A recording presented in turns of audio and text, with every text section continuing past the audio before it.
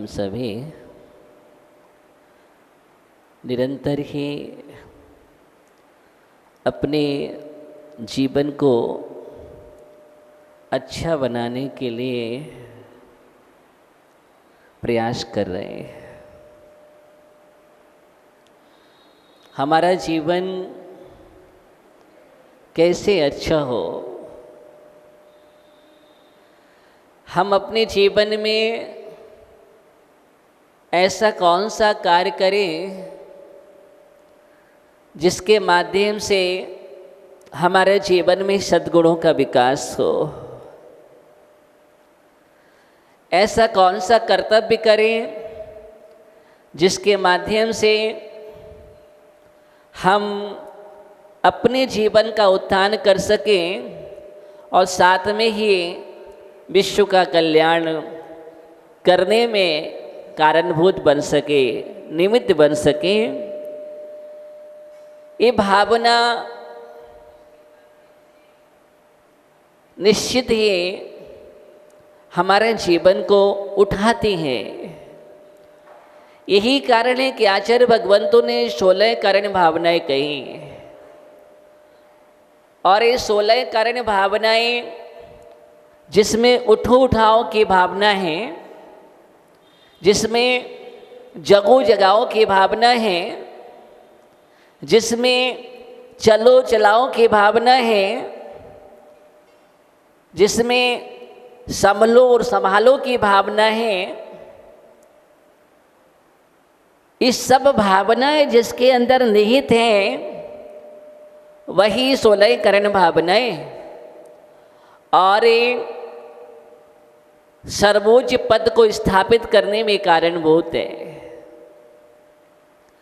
अगर सबसे पवित्रतम और कल्याणकारी पद होता है तो वो तीर्थंकर पद है और उस तीर्थंकर पद पर पहुंचाने में अगर निमित्तभूत भावनाएं हैं तो उन भावनाओं का नाम 16 करण भावना है।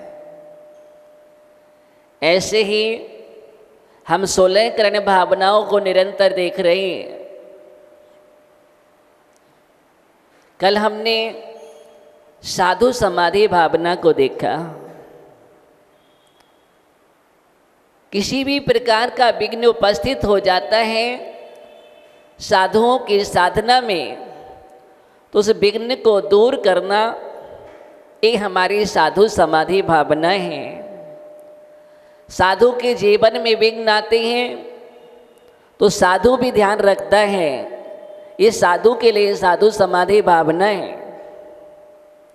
और स्वयं के जीवन में भी अगर कोई विघ्न बाधा उपस्थित हो जाए तो अपने में समता भाव रखना उसका नाम साधु समाधि भावना है। अपने भी संयम की रक्षा करना अपने ही तत्व चिंतन से उसका नाम साधु समाधि भावना है। और आज हम जो भावना देखेंगे उस भावना का नाम वैयावृत्ति भावना है। कौन सी भावना है? वैयावृत्ति। साधु समाधि और ये वैयावृत्ति दोनों भावना जो हैं एक दूसरे की पूरक भावनाएं हैं, मिलती जुलती भावनाएं हैं, दोनों का समन्वय है। दोनों भावनाएं हैं ऐसी भावना से भरी हुई हैं जिसमें आपके जीवन के लिए वास्तविक धर्म की ओर इंगित किया है। आज हम भूलते चले जा रहे हैं अपने कर्तव्यों को। आज हम कठोर होते चले जा रहे हैं। धीरे धीरे हमारे अंदर से मानवता मरती चली जा रही है। हमारे अंदर की मानवता समाप्त होती चली जा रही है। हम कठोर हो रहे हैं जबकि साधक को नरम होना चाहिए, जबकि धर्मात्मा को नरम होना चाहिए, जबकि भक्त के लिए हमेशा ही मृदु स्वभाव वाला होना चाहिए। और देखा जाए कि मानव का लक्षण भी मृदु स्वभाव है। जब जब भी कठोर होता है उसकी मानवता मर जाती है, और कठोर स्वभाव मानवता नहीं है, नारकीपन है। क्योंकि आप तत्वार्थ सूत्र में पढ़ेंगे कि मनुष्य आयु का आश्रय का कारण अगर कोई है, छठवें अधिकार में लिखा है स्वभाव मार्दोम च, स्वभाव मार्दोम च, परिणामों की जो ऋजुता है, सरलता है, वही मनुष्य गति के आश्रय का कारण। वहाँ पर चारों आयु के कर्म की बतलाई गई हैं। तो यह मनुष्य आयु का आश्रय कैसे होता है, इसका मतलब आपकी सरलता से, स्वभाव की मृदुता से मनुष्य बने हो। अब मनुष्य का स्वभाव क्या है? सरलता है, कठिनता नहीं है। एकदम हृदय में इतना अच्छा रस होता है जो हमेशा ही सबके उत्थान के लिए बहता है। हृदय के अंदर ऐसा रसायन तैयार होता है जो सभी के लिए गले लगाने की भावना रखता है, सबको हृदय से लगाता है। हार्दिक भावना होती है उसके अंदर, जिसको हम हार्दिकता बोलते हैं। और अगर देखा जाए तो हार्दिकता का नाम धर्म है। अगर हार्दिकता जिसके जीवन में नहीं है, वो कितना भी पूजन पाठ कर ले, कितने भी अनुष्ठान कर ले, कितनी भी जाप कर ले, कितनी भी कोई भी क्रिया कर ले, उपवास भी कर ले, लेकिन हार्दिक भावना नहीं है जिसके जीवन में, समझ लेना उसका भी शुभारंभ नहीं हुआ, मंगलाचरण नहीं हुआ उसका जीवन, अतः धर्म में प्रवेश नहीं हुआ उसका जीवन। क्योंकि सबसे पहले अगर शुरुआत होती है तो आचार्य कुंद कुंद स्वामी लिखा है धम्मो दया विशुद्धो।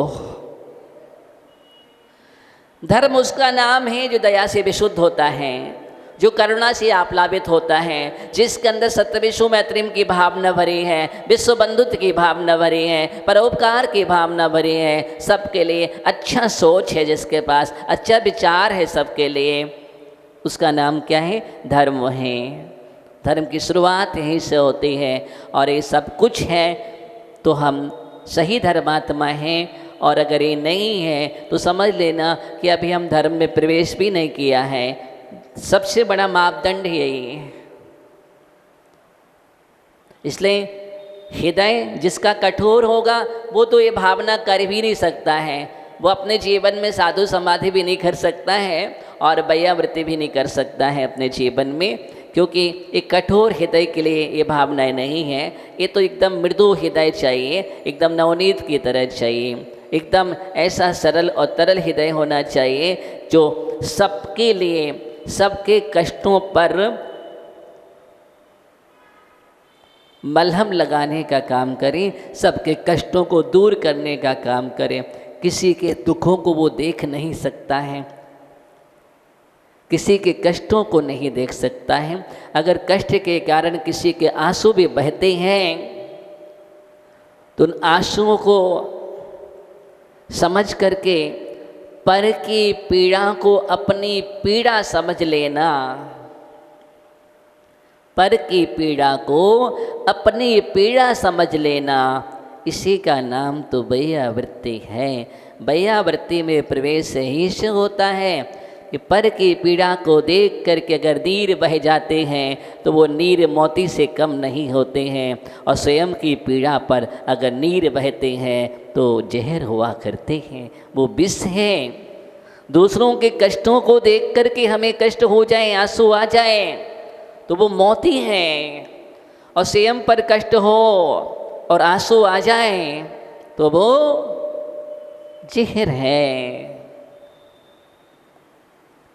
आज हम धीरे धीरे इतने कठोर होते जा रहे हैं कि बहुत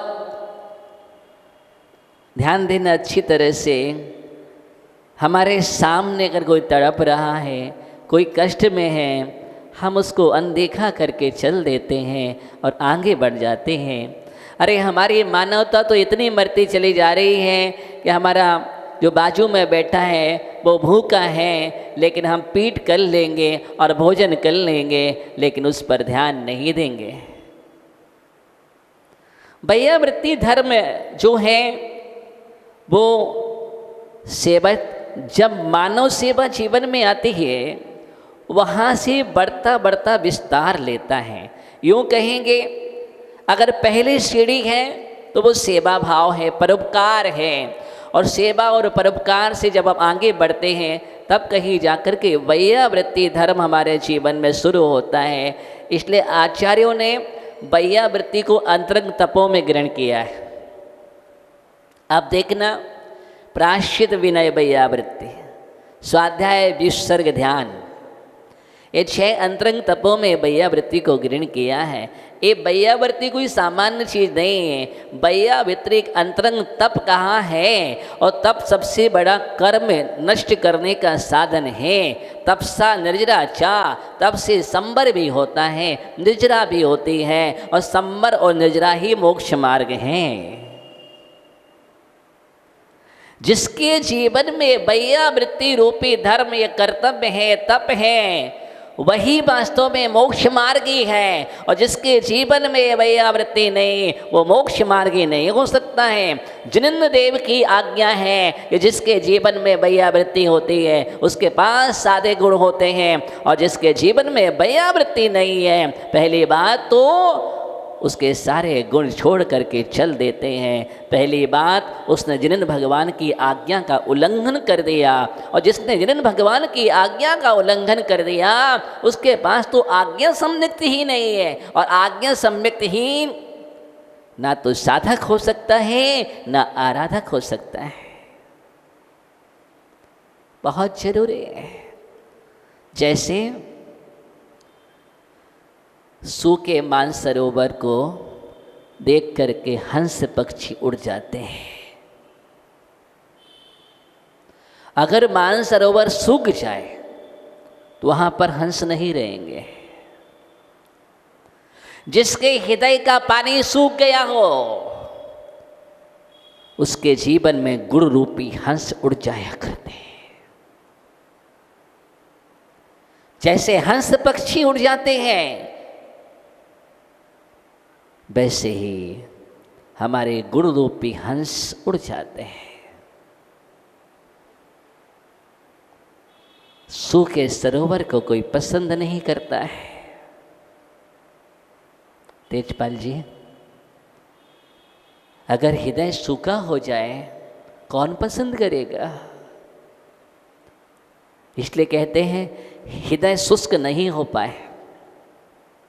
हृदय सूखना नहीं चाहिए, हृदय में तरावट रहना चाहिए, क्योंकि धर्म जो है वो हार्टली होता है।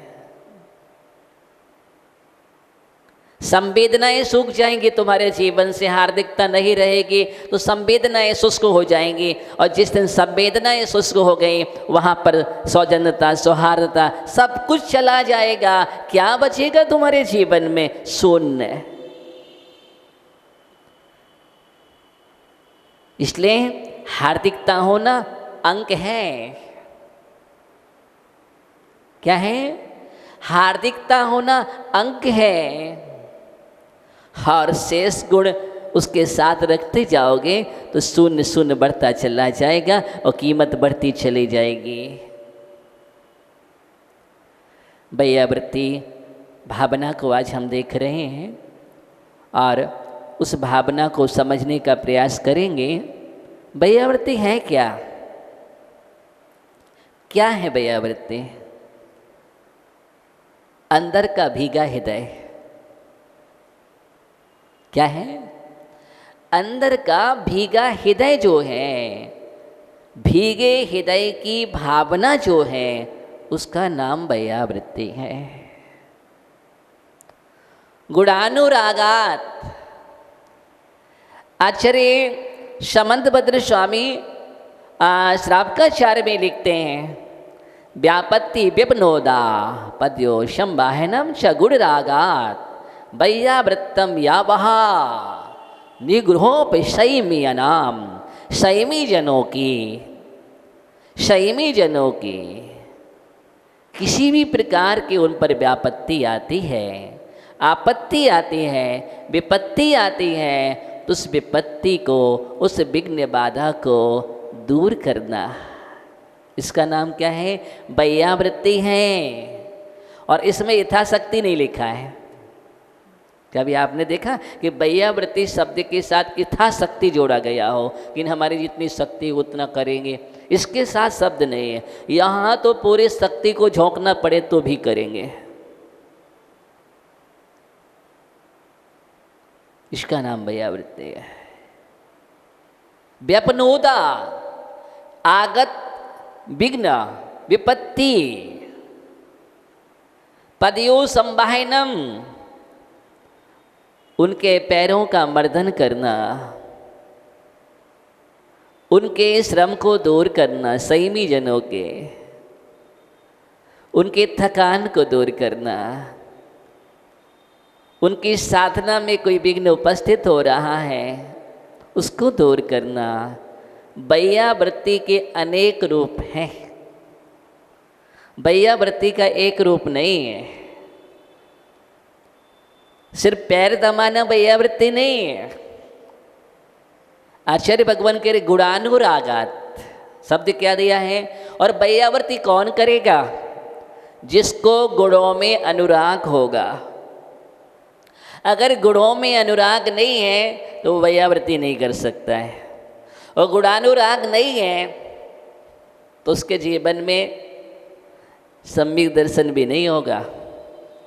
अब समझना अच्छी तरह से, गुणानुराग सोपयोग है, और सोपयोग का नाम धर्म है। और गुणानुराग नहीं है परमेश्वर के प्रति, साधुओं के प्रति, संयमियों के प्रति, त्यागियों के प्रति, तो कुछ भी नहीं है।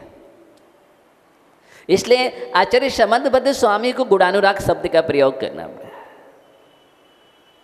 गुणानुराग स्वार्थ नहीं कहा है कि अगर हमारा इनसे स्वार्थ सिद्ध हो रहा है तो हम इनकी वैयावृत्ति कर लेंगे, और इनसे हमारा स्वार्थ सिद्ध नहीं हो रहा है तो हम उनको देखेंगे भी नहीं, आंख उठा करके उनसे बात भी नहीं करेंगे, उनसे बोलेंगे भी नहीं, क्योंकि मेरे अनुकूल नहीं चल रहे हैं, मेरा स्वार्थ सिद्ध नहीं हो रहा है उनसे। इसका नाम वैयावृत्ति नहीं है, ये तो स्वार्थीपन है, इसको धर्म नहीं कहा गया है। अगर इनको कोई पीड़ा हो रही है, इनको कोई पीड़ा हो रही है, आपको कोई पीड़ा हो रही है, तो उस पीड़ा को देख करके अंदर में एक तड़प पैदा हो जाए। क्या हो जाए? उस पीड़ा को देख करके अपने अंदर में तड़प पैदा हो जाए, और उस तड़प को दूर करने के लिए जो क्रिया की जाती है उसका नाम वैयावृत्ति है। इसलिए वैयावृत्ति आत्मिक धर्म है। कौन सा धर्म है? आत्मिक धर्म है। एक श्वान का बच्चा नाली में और कीचड़ में फंसा हुआ था, तड़प रहा था, वो निकल नहीं पा रहा था। रास्ते से एक जज अपनी गाड़ी में जा रहे थे, और समय था, कोर्ट में पहुंचना समय से था। लेकिन जैसे ही उनकी दृष्टि पड़ती है, उनने तत्काल अपनी गाड़ी रोकी, और गाड़ी रोक करके उतर करके पहुँचे, और पहुँचने के बाद सबसे पहले उस जीव को बचाया जो नाली में फंसा। नाली से अपने हाथ से निकाला, उसको ठीक किया, उसका उपचार किया, और फिर गाड़ी में बैठ गए। लोगों ने पूछा, और ऐसे ही वो वहाँ कोर्ट में चले गए। उनके वस्त्रों पर कीचड़ लगा हुआ था। ओहो, लोगों ने पूछा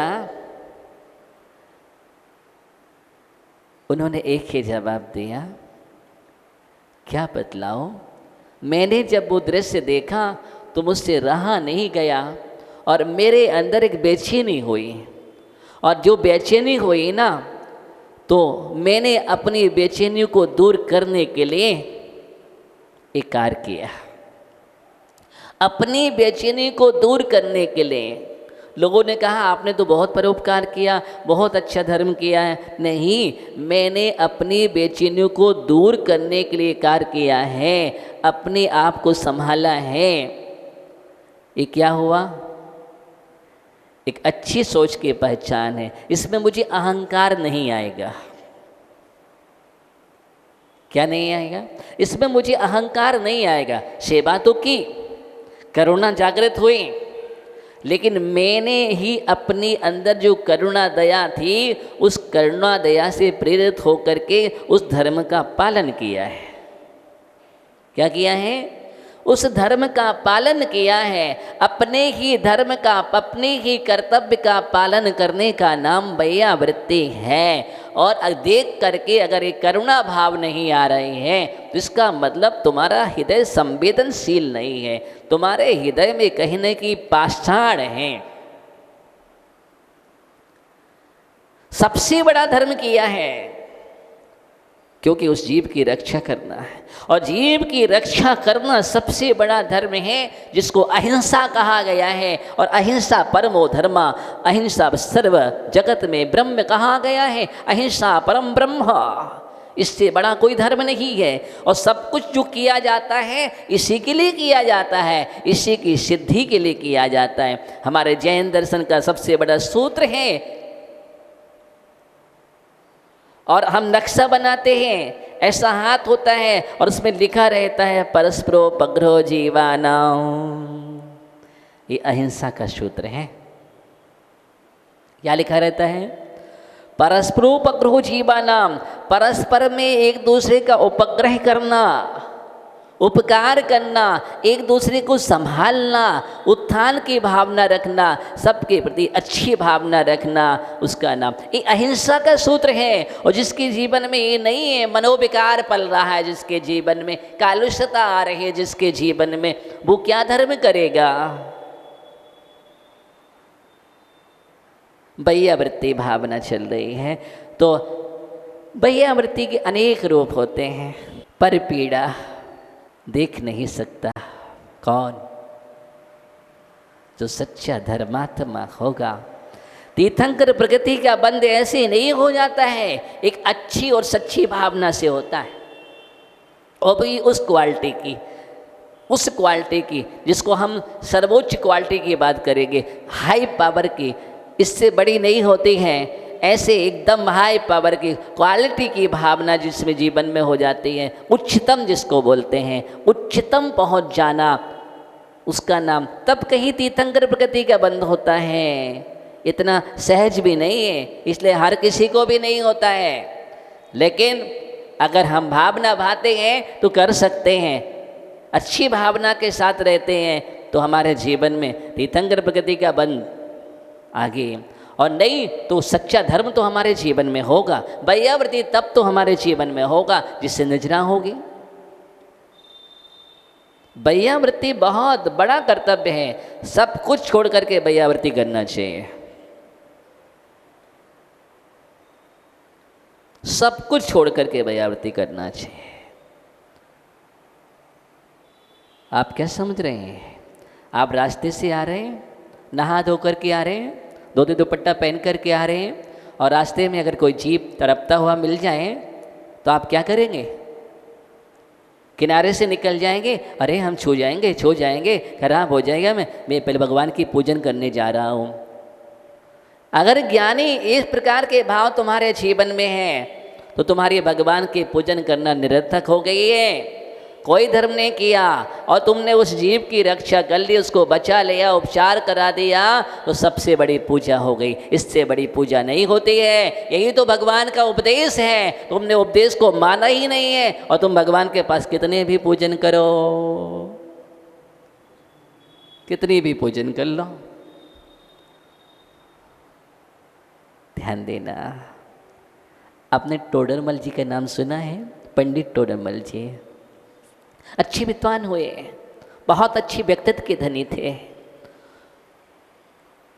और सच्चे जैन भक्त थे, आस्थावान जीव था। जयपुर में सिद्ध चक्र विधान चल रहा था और सिद्ध चक्र विधान पंडित जी ही करा रहे थे। एक दिन पंडित जी लेट पहुंचे,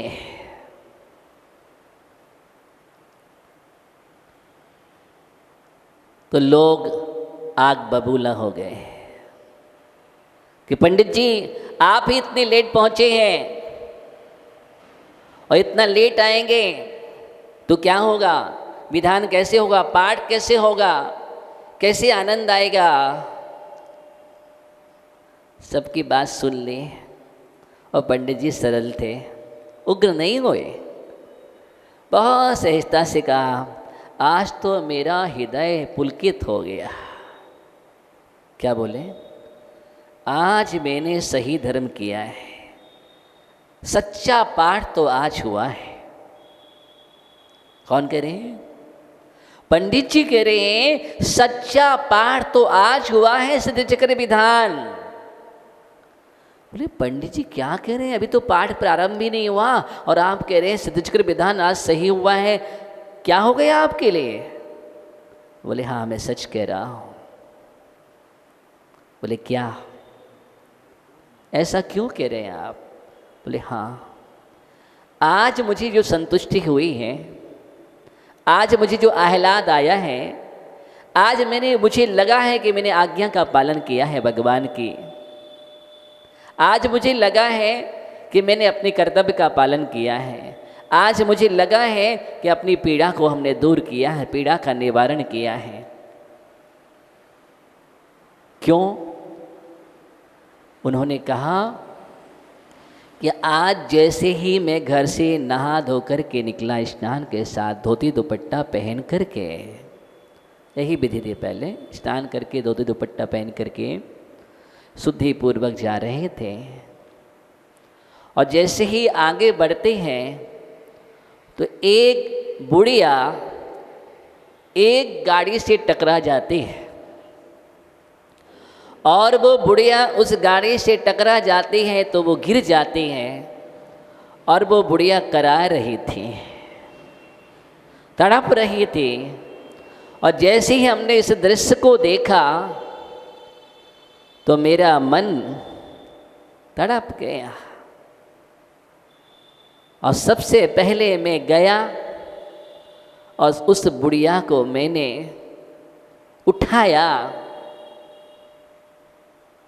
और जाकर के सबसे पहले मैं उस बुढ़िया को हॉस्पिटल ले गया, चिकित्सालय में ले गया, उसका मैंने उपचार कराया और उपचार कराने के बाद जब बुढ़िया के चेहरे पर मैंने प्रसन्नता देखी, भाव देखे और वो भाव जो थे वो हमारी ओर देख रहे थे, सैकड़ों सैकड़ों आशीर्वाद दे रही थी बुढ़िया और ऐसी दृष्टि से देख रही थी। तब मुझे जो लगा कि मैंने सही धर्म किया है, मैंने सच्चा पाठ कर लिया। और इसलिए जैसे ही पंडित जी ने ये घटना सुनाई, सबके अंदर से धन्य है आपके लिए, सबको एक प्रेरणा मिली। ये बैयावृत्ति का ही अंग है। ये क्या है? ये जो सेवा भाव है ये बैयावृत्ति है। मैं नहीं कहता हूँ कि आप यहाँ पर पूजन करते रहें और आपके घर में कोई दुखी तड़पता रहे, बीमार हो और आप समय पर उसको औषधि दे करके ना आए।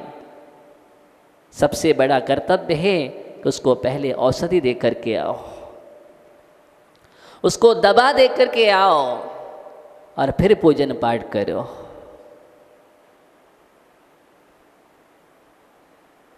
अगर वो तकलीफ में है, पहले उसकी तकलीफ का निवारण करो। ये धर्म है। धर्म सिर्फ रूढ़िवादिता का नाम नहीं है। धर्म कोई अंधविश्वास नहीं है। कोरा क्रियाकांड धर्म नहीं है। आज हमने धर्म को इतना ही मान लिया है कि हमने पूजन कर ली, हो गए धर्मात्मा। हमने आहार दे लिया, हो गए धर्मात्मा। हमने माला फेर ली, हो गए धर्मात्मा। हमने 4 पन्ने पढ़ लिए, हो गए धर्मात्मा। हमने विधान करा लिया, हो गए धर्मात्मा। ध्यान देना, सिर्फ इसका नाम धर्म नहीं। ये धर्म तो है ही, लेकिन इसके अलावा भी कुछ धर्म हैं, उनको मत भूलो। उनको मत भूलो। अगर उनको भूल करके क्रिया हो रही है तो समझ लेना कि अभी आप सच्चे धर्मात्मा नहीं हो। तो आचार्य भगवान बैयावर्ती की परिभाषा बतला रहे हैं कि बैयावर्ती बहुत प्रकार की होती है। ध्यान देना अच्छी तरह से। सिर्फ हाथ पैर मर्दन करना बैयावर्ती तो है ही, लेकिन सिर्फ वही बैयावर्ती नहीं। आचार्य कह रहे हैं, श्राप का आचार पढ़ो, दानम बैयावर्त्यम। दूसरी गाथा भी दी है। आप लोग भी सोच सकते हैं मैं बैयावर्ती कैसे करूं। तो आचार्य भगवान ने 4 प्रकार के दान को बैयावर्ती में गर्भित किया है। चारों प्रकार के दान बैयावर्ती हैं। आप आहार देते हैं, आहार देना बैयावर्ती है। और आहार देना बैयावर्ती है, तीर्थंकर प्रकृति के बंध में कारण है। जितनी निर्मलता के साथ, विशुद्धि के साथ आप आहार देते हैं और ये भावना रखते हैं कि साधक की साधना अच्छी हो। क्या हो? साधक की साधना अच्छी हो। सभी रत्नात्रयधारी अपने रत्नात्रय धर्म का पालन करें, खूब साधना करें, खूब ज्ञान अध्ययन करें, ज्ञान ध्यान तप में लीन रहें। ये भावना अगर आपकी निरंतर रहती है तो ये बैयावर्ती है। और इस प्रकार की भावना से आप आहार देते हैं। क्यों? आहार भी एक औषधि है। ध्यान देना, औषधि तो औषधि है, आहार भी औषधि है। उसका मुझे ध्यान रखना चाहिए। बैयावर्ती कर्तव्य की बात कही गई है तो मैं आपको बतला दूं। आचार्य कुंद कुंद स्वामी रैयन सार में लिख रहे हैं बैयावर्ती कैसे करना चाहिए साधक की, साधुओं के। तो वहां लिखा है गब्भत मेयो मादा, गब्भब मेयो मादा। जैसे गर्भ में स्थित अपनी संतान की बैयावर्ती, अच्छा अपनी संतान पर ध्यान दिया जाता है, अच्छी तरह से ध्यान दिया जाता है कि बालक गर्भ में कैसे संरक्षण किया जाता है, उसका कितना ध्यान रखा जाता है। जिस प्रकार गर्भ में स्थित बालक का, शिशु का ध्यान रखा जाता है, उसी प्रकार साधकों का ध्यान रखना, साधुओं का ध्यान रखना, इसका नाम बैयावर्ती है। माधु पिदु निरालस्या, एक शब्द और दिया है वहां पर, आलस्य रहित होकर के। क्या शब्द दिया है? रैयन सार ग्रंथ में आलस्य रहित होकर के बैयावर्ती करना चाहिए। आलस्य रहित होकर के ध्यान रखना चाहिए। क्यों? आप माता पिता तुल्य हैं और साधु उस समय आपके लिए संतान के तुल्य हैं। ऐसी सेवा करो, ऐसे बैयावर्ती करो। आचार्य कुंद कुंद स्वामी कह रहे स्पष्ट शब्दों में। ओहो, इसलिए दानम बैयावर्ती शब्द दिया है ना, बहुत गजब का दिया है कि दान भी बैयावर्ती है। श्री कृष्ण को मालूम चला, श्री कृष्ण को मालूम चला कि फलाने फलाने मुनराज अस्वस्थ हैं, और उनको जैसी ही जानकारी मिलती है, पता भी नहीं चला और वैद्य को भेज दिया।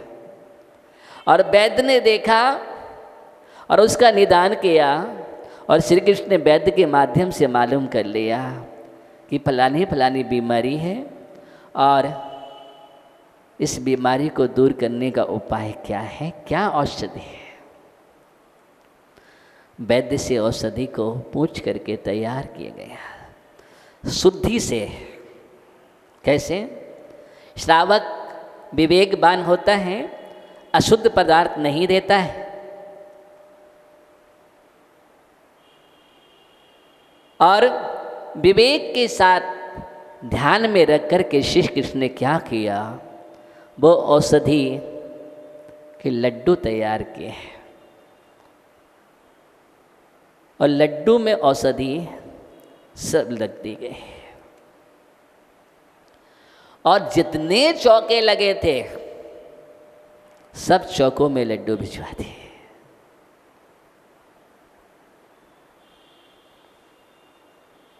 जहां भी मुनिराज जाएं, क्योंकि निश्चित तो होता नहीं है कहाँ पड़क जाएंगे, कहाँ विधि मिल जाएगी, नियम तो यही है। इसलिए विधि लेकर के निकलते हैं और जहाँ मिल जाए। इसलिए संस्कृति यही है, घर घर में चौक पुरने की आगम की पद्धति है। यही धर्म है और यही आहार दान की पद्धति है। लेकिन वर्तमान में हम धीरे धीरे बिगड़ते चले जा रहे हैं, आलसी होते चले जा रहे हैं, और कुछ हमारी सोच भी संकीर्ण होती चली जा रही है, खूब मंडूक, और सोच इतनी हल्की होती जा रही है। कौन करें आलस, कैसे करें आलस, अब कौन व्यवस्था बनाए आलस, अब पानी कौन भर के लाए आलस, कैसे होगा, उतने दूर से लाना पड़ेगा, कैसे बनेगा, तैयारी करनी पड़ेगी, ऐसा होना पड़ेगा। अब 4 लोग व्यवस्था के लिए चाहिए, अब महाराज निकलेंगे तो 4 लोग साथ में चलना चाहिए, अब वो व्यवस्था कहाँ से होगी। इसलिए एक सिस्टम बना लो, बंद, एक जगह कर दो व्यवस्था, सारी समस्याएं दूर, समस्याओं का समाधान हो गया। लेकिन तुमने समस्या का समाधान नहीं निकाला ज्ञानी, अपितु तुमने अपने महान धर्म को रोक लिया है, अंतराय डाल दिया है। क्या डाल दिया है? अब जो सच्चाई है तो कहूँगा कि उसमें आपने अंतराय डाल लिया, और अंतराय डाल करके बहुत बड़ा कर्म का बंद कर लिया। और कितने लोगों को उस धर्म से दूर कर दिया। हम कहते हैं जोड़ना चाहिए संस्कृति के प्रति, और हमने तोड़ दिया, वंचित कर दिया आगामी पीढ़ी दर पीढ़ी के लिए। वाह, क्या धर्म किया बाहरे धर्मात्माओं। आज हम देखना धीरे धीरे स्थिति हो जाएगी कि आपको पुजारियों को रखना पड़ेगा, पुजारी के द्वारा अभिषेक पूजन होने लगेगे, हो गया काम। क्यों? क्योंकि हम आलसी होते जा रहे हैं, आलसी होते चले जा रहे हैं। अब तो वैसे ही इतने आलसी हो रहे, समय नहीं मेरे पास, अब कोई थाली मुझे लगा करके दे दे, पानी कुएं से निकाल करके छान करके दे दे, द्रव्य भी धो करके दे दे, मेरी चौकी पर भी लगा दे, इनका बस नहीं चलता। नहीं तो ये चाहते कि अब उच्चारण करना भी बंद, हाथ पकड़ के कोई, और क्या होगा। इसका नाम पूजन पाठ नहीं है। पूजन पाठ का मतलब है अपने हाथ से कुएं से पानी खींचना, कड़े वाले बाल्टी से छान करके, वही मोटे कपड़े से जो विधि है, और यथा स्थान बिलछानी को पहुंचाना, और फिर उस पानी को प्रासुक करके द्रव्य को शोध करके, अपने हाथ से शोध करके द्रव्य तैयार करना, थाली लगाना और विधिवत अभिषेक पूजन पाठ करना, इसका नाम पूजन है। अभी हम पूजन कर रहे हैं। अब तो यहाँ तक भी आलस हो गया कि भगवान को विराजमान कर देना, हम आ जाएंगे धोती पहन करके अभिषेक कर लेंगे। क्यों? उसमें भी समय क्या होगा आगे जा करके। यही आलस चल रहा है हमारे जीवन में, यही चौके की बात चल रही है। आज संस्कृति धीरे धीरे कहाँ पहुँचती जा रही है। एक काम करो, एक चौका वाला बुला लो, चौका बाला, इसका मतलब आप कोई चौका वाला नहीं है, कोई चौके वाले नहीं हो। हाँ, उसको रख लो, अब वो तैयार करेगा, हम लोग पहुंच जाएंगे मन शुद्धि, वचन शुद्धि, काय शुद्धि, आहार जल शुद्ध है। नमोस्तु महाराज, आहार ले लो। अब इनको पता ही नहीं है शुद्ध है कि नहीं है, जब बनाया ही नहीं है। तुम्हें पता है शुद्ध है कैसे बनाया है और कौन सी भावना से बनाया है? एक बात ध्यान रखना, आज मैं सच कह रहा हूँ, जो आप अपने हाथ से तैयार करोगे आहार, उसकी भावना और एक उसके द्वारा किया गया उसकी भावना, दोनों में जमीन आसमान का अंतर होता है। क्यों? अब आप समझदार हैं। इसलिए पूजन करना और चौका लगाना दोनों अपने हाथ से करना चाहिए, कभी नौकरों से नहीं करवाना चाहिए। आपको बुरा लगेगा जिस प्रकार संतान उत्पत्ति को नौकरों से नहीं कराता है। ये आपके कर्तव्य हैं। ऐसे पूजा और दान अपने हाथ से स्वयं किए जाते हैं, लिखा है। लेकिन हम आलसी होते चले जा रहे हैं। सोचो, विचार करो। तो श्री कृष्ण ने सब जगह क्या किया? हर चौके में भिजवा दिए। मुर्राज पहुँचे, आहार हुआ, महाराज को औषधि पहुँच गई, महाराज स्वस्थ हो गए। किसने औषधि भेजी ये पता नहीं, कैसे दी ये पता नहीं, लेकिन महाराज स्वस्थ हो गए। लेकिन आज हम करेंगे ना शोर मचा के, कभी भी औषधि शोर मचा के नहीं। पता है कि महाराज को ऐसे ऐसी समस्या है, पता चल जाता है, तो हमें किस विधि से कैसे देना, पहुंच जाना चाहिए। उसका नाम औषधि है। औषधि साथ साथ करके दी जाती है, उसका नाम औषधि है। दवाई दवाई क्या बोलते हैं? जो दबा दबा करके दी जाए। हाँ, विचार करो, अंजलि में कैसे पहुंच गई, कैसे अंदर पहुंच गई? ये विवेक क्या है? ये विवेक है। इस प्रकार उस औषधि दान के प्रभाव से, वो औषधि दान बैयावृत्ति है, और ये बैयावृत्ति में वर्णन आया है औषधि दान का, और उसके प्रभाव से वो मुराद स्वस्थ साधना करते हैं। और श्री कृष्ण ने उस औषधि बैयावृत्ति भावना के प्रभाव से वो भावना भाई, और कहते हैं ऐसे बैयावृत्ति की भावना करने भाने से नेमिनाथ भगवान के समोषण में तीर्थंकर प्रकृति का बंद कर लिया। किसका? तीर्थंकर प्रकृति का बंद कर लिया। तीर्थंकर प्रकृति का बंद का कारणभूत हम ऐसी शोलयकरण भावना को समझ रहे हैं। बैयावृत्ति कब कब करना चाहिए? बोलो, कब कब करना चाहिए? आपने बोला 9 बजे करना चाहिए महाराज, 9 बजे समय दिया था, हम 9 बजे आए थे, अब क्या करें? आपने समय नहीं दिया इसलिए हम चले गए। नहीं, बैयावृत्ति का कोई समय निश्चित नहीं है। निस्तिन बैया व्रत करैया सो निश्चय भव नीरत रैया, पढ़ते हो ना? निस्तिन बैया व्रत करैया, निस्दिन, चाहे दिन हो चाहे रात हो, बैयावृत्ति के लिए हमेशा तत्पर रहना। सो संसार से पार होने का साधन है वो। बैयावृत्ति करने वाला जीव निरत रहे, संसार रूपी समुद्र से तिर जाता है, पार हो जाता है। ऐसी महान बैयावृत्ति कर्तव्य है। लेकिन इसका मतलब ये नहीं है महाराज स्वाध्याय कर रहे थे, हम पहुंच गए, महाराज स्वाध्याय बंद करो, हमें बैयावृत्ति करना है। तो आपने बैयावृत्ति नहीं की, अवैयावृत्ति कर दी। महाराज जिस समय स्वाध्याय कर रहे हैं उस स्वाध्याय में विघ्न नहीं करना ही बैयावृत्ति है। जिस समय वो साधना कर रहे हैं उसमें विघ्न नहीं करना ही बैयावृत्ति है। हाँ, अगर उसमें कहीं समस्या आ रही है तो उसको दूर कर दीजिए, महाराज स्वाध्याय करना चाहते हैं और आपने प्रकाश कर दिया, वो भैयावृत्ति है।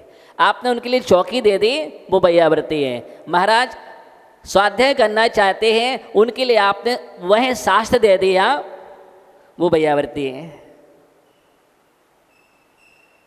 स्वाध्याय के लिए शास्त्र प्रदान करना भैयावृत्ति, चौकी लगाना भैयावृत्ति है, प्रकाश कर देना भैयावृत्ति है, विघ्न नहीं करना भैयावृत्ति है, कोई डिस्टर्ब कर रहा है उसको शांत कर देना, इसका नाम भैयावृत्ति है। उनके तन और मन दोनों को अनुकूल रखना साधना के लिए, इसका नाम भैयावृत्ति है। एक शब्द में तन और मन को, तन में अगर कोई समस्या आ रही है तो उसको दूर करना और मन भी स्वस्थ रखना। एक बात और आपको बतला दो, मन स्वस्थ रखना भी जरूरी है। अगर मन में उनके अंदर कोई विकल्प आ गया, मन में कोई थकान आ गई, तो मन की थकान को दूर करना भी भैयावृत्ति है। इसलिए साधकों को किसी भी प्रकार का विकल्प नहीं देना चाहिए। आप सुन लो, भैयावृत्ति किसे कहते हैं? सामाजिक भैयावृत्ति। कोई भी साधक हैं, साधु हैं, त्यागी वृत्ति हैं, हमारे द्वारा उनके मस्तिष्क में कोई विकल्प पैदा ना हो। क्या ना हो? कोई विकल्प पैदा ना हो, साधना में बाधक बन जाए, इसका नाम भैयावृत्ति है। और तुम्हारे द्वारा अगर कोई विकल्प पैदा हो रहा है तो समझ लेना तुम अवैयावृत्ति कर रहे हो, धर्म नहीं है। बहुत बड़ा विस्तार है, समय आपका हो गया। भैयावृत्ति धर्म, चारों प्रकार के दान, तन मन को स्वस्थ रखने के लिए जो क्रिया की जाती है भैयावृत्ति है। हर पल करना चाहिए, हर क्षण करना चाहिए।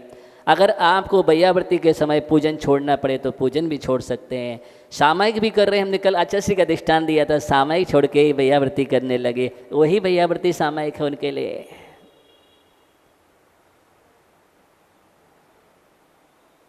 ध्यान रखना।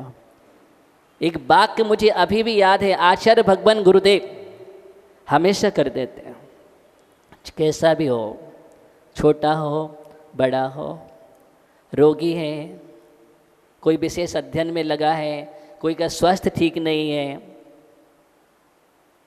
कोई का आहार अच्छा नहीं हो रहा है, पूरा सबका ध्यान रखना, उसका नाम भैयावृत्ति है। और सब लोग मिलकर के, मालूम है, इसलिए सबसे पहले आचार्य, उपाध्याय, साधु, 10 प्रकार के पाद कहें, तत्वाशुद्ध में पढ़ोगे भैयावृत्ति के 10 प्रकार की भैयावृत्ति। आचार्य, उपाध्याय, तपस्वी, शैक्षिक, गिलान, गण, सुंग, कुल, संग, साधु, मनोज्ञा नाम। सबसे पहले आचार्य भैयावृत्ति के पात्र हैं, जो संघ के नायक होते हैं, प्रमुख होते हैं। लोग कहते हैं सब लोग उनकी भैयावृत्ति करते हैं, सब लोग उनका ध्यान रखते हैं, हमारा कम ध्यान रखते हैं, लेकिन उनको ध्यान रखना चाहिए कि सबसे ज़्यादा श्रम तो वही करते हैं। हम लोग गुरुदेव की भैयावृत्ति करते थे पूरा संघ मिलकर के, क्यों करते थे? पूरे गुरुदेव का सब लोग ध्यान रखते थे, क्यों?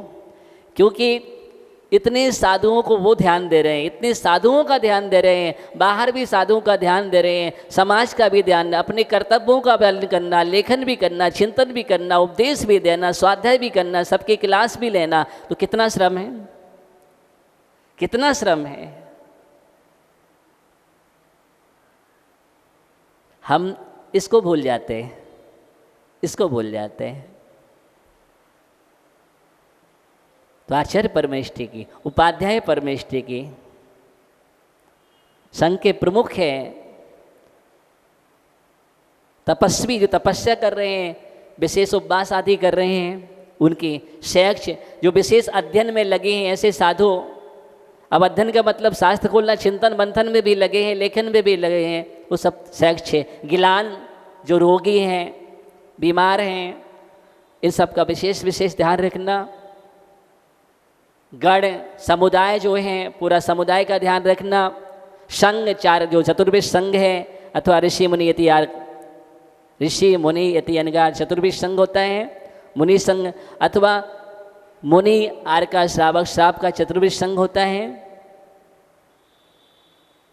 साधु जो बहुत साल से दीक्षित होते हैं, पुराने प्रविजित कुल परंपरा को जानने वाले, कुल उसी परंपरा को, संतति को जानने वाले और मनोज्ञ साधु होते हैं, जो धर्म की प्रभावना में रत रहते हैं, जो धर्म की प्रभावना विशेष करते हैं, वो मनोज्ञ हैं। इन सबकी वैयावृत्ति करना चाहिए। क्या करना चाहिए? इन सबकी वैयावृत्ति करना चाहिए और सबका ध्यान रखना चाहिए। इसका नाम वैयावृत्ति कर्तव्य है। तो हम इन सबको ध्यान में रख करके, आपस में भी वैयावृत्ति होती है। आचार्य श्री कहते थे हमेशा कि आपस में सब लोग वैयावृत्ति करो, एक दूसरे का ध्यान रखो, सब साधुओं का ध्यान रखो, जाओ सबकी वैयावृत्ति करना चाहिए। आचार्य श्री जो शिक्षा देते थे वो तो अद्भुत शिक्षा थी गुरुदेव की। एक एक पल, एक एक सूत्र गुरुदेव का याद आता है। क्या वात्सल था और क्या वैयावृत्ति थी। सीखना है तो आचार्य गुरुदेव ने जो सिखाया है उन सब बातों को ध्यान में रखना चाहिए। प्रैक्टिकल सिखाते थे गुरुदेव, प्रैक्टिकल। धन्य है ऐसे आचार्य भगवान के लिए। और ऐसे ही आचार्य भगवान विशुद्ध सागर जी महाराज, ओहो हो, क्या जैसा गुरुदेव कहते थे पूरा पूरा परिलक्षित है। मुझे अच्छी तरह से गुरुदेव अभी जब आचार्य भगवान के पास प्रायश्चित का पत्र भेजा, वहाँ से लिख कर के एक वाक्य आया, सभी को प्रायश्चित दिया, आशीर्वाद दिया, यथा अनुरूप सबके लिए एक वाक्य लिख कर के दिया। ओहो, क्या लिख कर के दिया। अगर उस वाक्य को पढ़ लोगे, क्या भावना रखते हैं। और वो शिष्यों के लिए, साधुओं के लिए कहा, एक बात ध्यान रखना, गुरुदेव का पूरा ध्यान रखना। क्या बोला? गुरुदेव का पूरा ध्यान रखना, उनकी साधना में कोई बाधा ना आए। गुरुदेव की सेवा करना ही सबसे बड़ा कर्तव्य है, सबसे बड़ी तपस्या है। क्या लिखा है? सबसे बड़ी तपस्या है। ओहो, क्या बात था। इस बात को लिख कर के उन्होंने वैयावृत्ति की। धन्य है से आचार्य भगवान के लिए। बार बार नमन करते हैं, वंदन करते हैं आचार्य गुरुदेव विराग सागर जी के गुरुदेव के लिए और आचार्य भगवान विशुद्ध सागर जी। ऐसी विशुद्ध भावना सबके जीवन में संचार हो, सभी के अंदर ऐसी भावना जागृत हो। इसी भावना के साथ गुरुदेव के चरणों में भी नमन वंदन करता हो। मैंने तो बहुत देखा गुरुदेव को, बहुत देखा, पल पल पे वैयावृत्ति भावना। क्या क्या वात्सल, क्या प्रेम। विहार कर रहे हैं, रास्ते में कोई साधन नहीं मिला, काली घटा छा गई, जंगल में रुके हैं, पहाड़ी एरिया था, एक तखत है, गुरुदेव उस पर बैठे हैं, बारिश हो रही है जोर से, तो गुरुदेव कहते आ जाओ सब। उसी तखत पर सब साधुओं को बैठा लिया, बैठ जाओ बैठ जाओ, कोई दिक्कत नहीं गुरुदेव। और नींद आ रही जिसको, गुरुदेव की गोदी में सिर रख करके सो रहे हैं। वो पल मुझे अच्छी तरह से याद है, जब कटनी से जबलपुर की ओर बिहार हो रहा था। ओहो, गुरुदेव के गोदी में सिर रख करके सो रहा हूँ।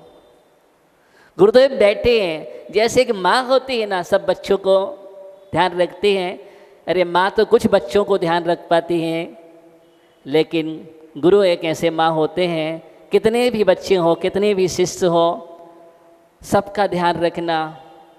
वो आचार्य भगवान गुरुदेव के पास था, सब कुछ देखा है गुरुदेव के पास। ऐसे महान महान गुणों से संपन्न थे गुरुदेव। निश्चित ही मैं तो कहता हूँ गुरुदेव आगे तीर्थंकर बनेंगे। मुझे ऐसा विश्वास है, पूर्ण विश्वास है कि गुरुदेव ने श्रवण संस्कृति की जो सेवा की है, चतुर्विध संघ का इतना बड़ा निर्माण किया है, इतना विशाल संघ दिया है संस्कृति के लिए, और सबके लिए वात्सल्य बरसाया है, करुणा बरसाई है। चाहे आबाल वृद्ध हो, चाहे वृद्ध साधु हो, चाहे युवा साधु हो, कैसे भी हो, सबका एक साथ ध्यान रखने वाला अगर कोई संत थे, महायोगी थे, तो वो आचार्य भगवान गुरुदेव विराग सागर जी महामुराज इस वसुंधरा पर ऐसा महायोगी हुआ है। और इस भावना के साथ, इस सभी भावना उनके पास थी। साधु समाधि भी थी, वैयावृत्ति भी थी, भक्तियाँ भी थी, संवेग भी था, अभीक्षण ज्ञान उपयोग में लगे रहते थे निरंतर।